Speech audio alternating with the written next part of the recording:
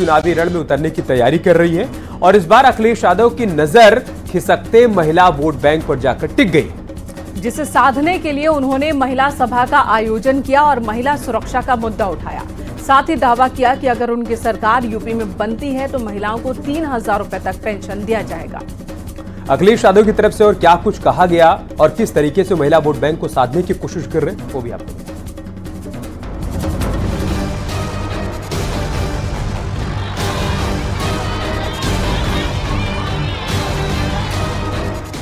UP की सियासत में आधी आबादी पर पूरा फोकस है। सीएम योगी नारी वंदन से महिलाओं का अभिनंदन कर रहे हैं, तो अब अखिलेश यादव की नजर भी महिला वोट बैंक पर जा टिकी है। इस बीच समाजवादी पार्टी ने महिलाओं को संदेश देने के लिए कार्यक्रम का आयोजन किया, जिसमें पार्टी अध्यक्ष के साथ ही डिम्पल यादव भी मौजूद रही। आधी आबादी को साधने के मकसद से समाजवादी पार्टी कार्यालय में आज महिला सभा की बैठक हुई।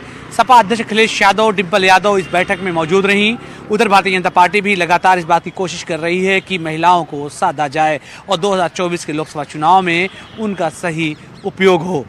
कुल मिलाकर के अब 2024 के चुनाव के बिगुल के बजने में कुछ ही महीने बचे हैं, तो ऐसे में प्रमुख विपक्षी दल समाजवादी पार्टी और ruling party Bharatiya Janata party दोनों महिलाओं के वोट बैंक को साधने और उनकी जरूरतों को समझने में लगी हुई है।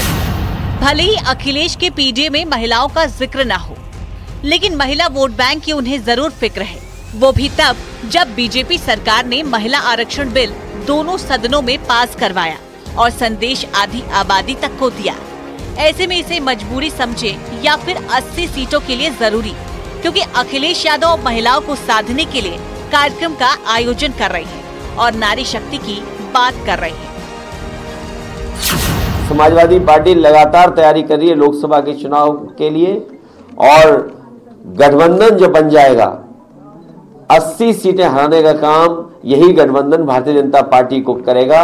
और 80 सीटें हराओ, देश से भारतीय जनता पार्टी को हटाओ, संविधान बचाओ, लोकतंत्र बचाओ और नारी सम्मान बचाओ। उधर दूसरी तरफ बीजेपी लगातार महिला वोट बैंक को साधने के लिए संवाद कर रही है, डोर टू डोर दस्तक दे रही है और शहर से गांव तक अभियान चला रही है, जिससे पिछले चुनावी परिणाम को और बेहतर किया जा सके।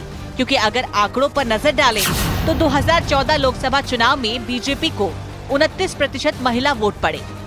2019 लोकसभा चुनाव में बीजेपी को 36% महिला वोट पड़े। 2022 यूपी विधानसभा चुनाव में बीजेपी को 46% महिला वोट मिले। मतलब साफ है, महिला बीजेपी सरकार में खुद को सुरक्षित मानती है और कुछ ऐसा ही दावा सीएम योगी भी कर चुके हैं।